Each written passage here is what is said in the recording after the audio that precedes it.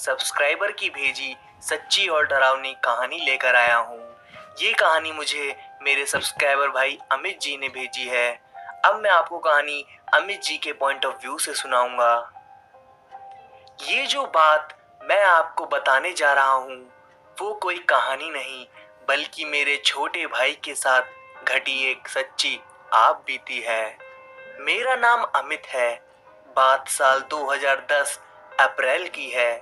मेरा छोटा भाई जिसका नाम शुभम है और जो दिल्ली में जंगपुरा इलाके में मेरी बुआ जी और फूफा जी के पास रहता है।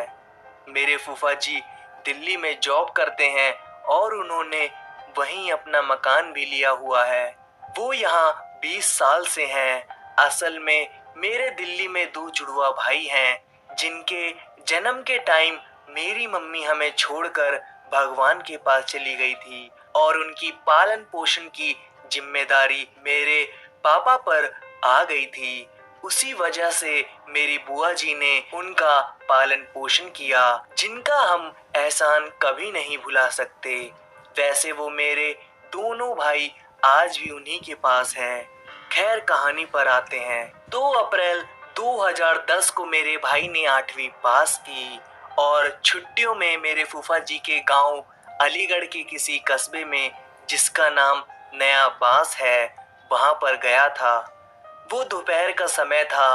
वो वहीं के कुछ बच्चों के साथ जंगल में मेरे फूफा जी के खेतों में घूमने या कहें कि खेलने चला गया था। उस दिन काफी गर्मी और आसमान भी बिल्कुल साफ था।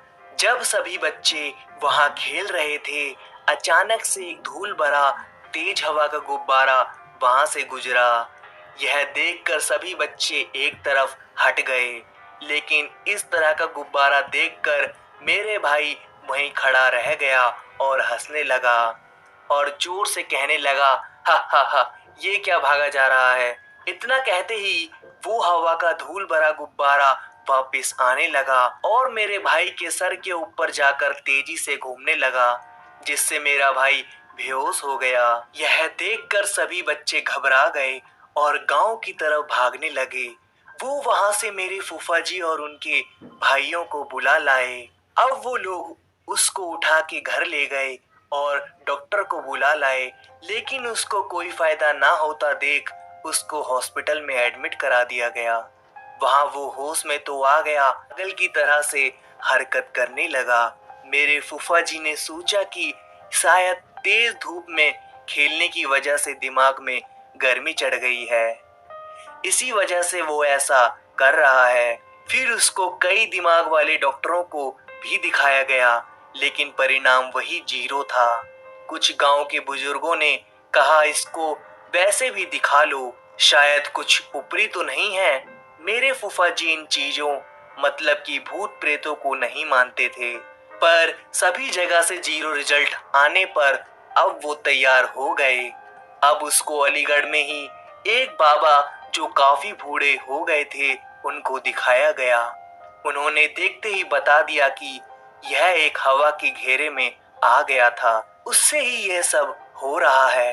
अब उसको काफी आराम सा दिखाई देने लगा, जिस वजह से मेरे फूफा जी ने फैसला किया कि मैं इसको अब दिल्ली वापस लेकर जा रहा हूँ, क्योंकि गांव में काफी गर्मी रहती है और लाइट की भी प्रॉब्लम लंबी रहती है। सबने सोचा कि अब सब सही है भगवान जी की कृपा से, और वो सही सलामत दिल्ली वापस भी आ गए। लेकिन वो नहीं जानते थे कि असली मामला तो अब शुरू होने वाला था। वो वहां से लगभग शाम को 5 बजे तक वापस आ गए थे। दिल्ली अपने घर जाकर मेरे भाई ने सबसे अच्छे से बात की, खाना खाया और नहाया भी। जब सभी लोग सोने की तैयारी कर रहे थे तो 11 बज चुके थे। अब वो काफी अजीब सी आवाज के साथ हंसने लगा और कहने लगा, मैं वहां थोड़ा सा शांत हो गया था, तुमने क्या समझा मैं चला गया। घर में सभी डर गए। अब उनको नींद कहाँ आने वाली थी। पूरी रात उन्होंने इसी तरह काटनी पड़ी। सुबह 4 बजे मेरे पापा के पास फूफा जी का फोन आया कि यह इस तरह से हो गया है, वहां कोई है जो इसको सही कर दे। उन्होंने कहा पैसे भले कितने लग जाएं, कोई दिक्कत नहीं है, बस ये बच्चा सही हो जाए।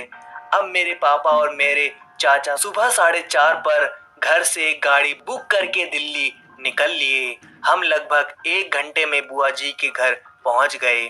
हमने उससे कहा चल भाई घर घुमा लाए तुमको। बताता चलूं कि हम लोग गाजियाबाद के सदरपुर गांव के रहने वाले हैं। तो वो खुशी से एक अजीब सी हंसी के साथ मान गया। जब पहले हम लोग उन दोनों को कभी गांव आने को बोलते थे तो वो मना कर देता था कि वहां मन नहीं लगेगा। खैर घर पहुंचे तो वो यहाँ भी नहा कर खाना खाया और सो गया। अब 11 के टाइम दिन वाला था। वो उठा और तेज आवाज में कहा खाना खिलाओ मुझे, भूख लगी है। हमने उसको फिर से खाना खिलाया। धीरे धीरे टाइम बीत रहा था और वो किसी पागल की तरह से बर्ताव करने लगा था। लेकिन इस बीच सबसे अजीब बात यह थी कि वो जो बोलता था किसी न किसी वजह से वो सही हो जाता था। जैसे एक दिन अचानक कहा कि आज इस समय को तेज बारिश और आंधी आएगी, बिजली के खंभे भी टूट जाएंगे, और हंसने लगा। हमने सोचा कि पागल की तरह बात तो यह करता ही है, इसलिए किसी ने उस पर ध्यान नहीं दिया। लेकिन वो समय आया और बहुत तेज बारिश हुई और आंधी की वजह से काफी बिजली के खंभे भी टूट गए। अब हम भी काफी टेंशन में थे। फिर अगले दिन हमारे पड़ोस की एक आंटी ने अपने पैसे कहीं छुपा के उससे पूछा कि शुभम मेरे पैसे कहीं खो गए हैं, बता सकते हो कहाँ गिरे हैं।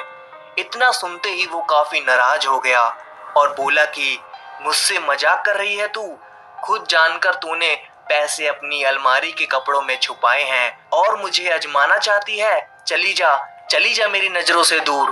वो आंटी ने कहा कि मुझे माफ कर दो और वो बोलने लगी जो भी इसने बताया वो एकदम सही है, लेकिन उन पैसों के बारे में उनके अलावा किसी को नहीं पता था। फिर एक दिन मैं घर में अकेला था और वो सो रहा था कि तभी जो मैंने देखा मेरा होश उड़ गया। मैंने जो देखा मुझे अपनी आंखों पर यकीन नहीं हुआ। मैंने देखा कि जब मेरा भाई सो रहा था तो उसके अंदर से एक काफी बड़ा आग का गोला सा निकलकर छत पर चला गया है और उसके ठीक कुछ सेकंड बाद मेरा भाई रोता हुआ भागकर मेरे पास आया और बोला भाई कोई 4 सर वाला अजीब सा इंसान मुझे परेशान कर रहा है। मैं चाहकर भी कुछ नहीं कर पा रहा था। मेरे भाई ने बताया तुम जो भी कुछ देखते हो वो खुद ऐसा करता है, मैं बस उसके हाथों की कठपुतली हूँ। मैंने उससे पूछा कि तो फिर मैं कैसे यकीन करूं कि, तो उसने मुझे सभी बात बताई जो मेरे घर वाले या वो जानता था। अब उसने कुछ ऐसा भी बताया जो शायद आप यकीन ना कर पाओ। उसने बताया कि हमारे जो कुल देवता हैं आज वो इधर आए थे और उन्होंने उसको भगा दिया, लेकिन यह भी कहा कि मेरे यहाँ से जाने के बाद वो फिर आएगा। फिर उसने वो जगह बताई जहाँ अभी तक मैं नहीं गया था। वहाँ कोई बाबा रहते हैं जो मुझे सही कर देंगे। अब मैंने उससे पूछा यह जगह तुझे कैसे पता, तो उसने मुझे कहा कि कुल देवता ने बताया था, अभी वहाँ चलो मुझे लेकर। अब मैंने फोन करके पापा को बुलाया, पापा आए, हम उसके पीछे पीछे चल दिए। सबसे अजीब बात, जो रास्ता मैंने नहीं देखा वो उस पर ऐसे जा रहा था जैसे यहाँ कब से रहता हो। खैर हम तीनों सही सलामत पहुंच गए।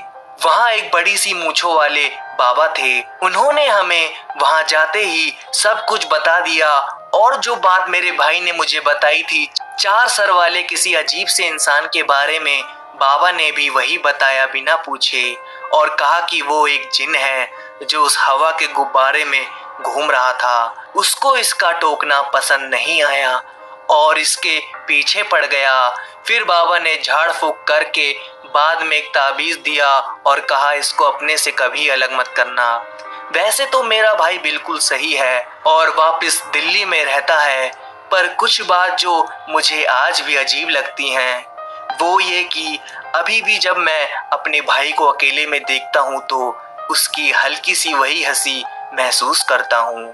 और दूसरा ये कि मैं उन बाबा से मिलने कुछ दिनों बाद गया तो वहाँ कोई भी नहीं था। मैंने कुछ लोगों से पूछा कि वो जो बाबा यहाँ रहते थे वो कहाँ हैं आजकल।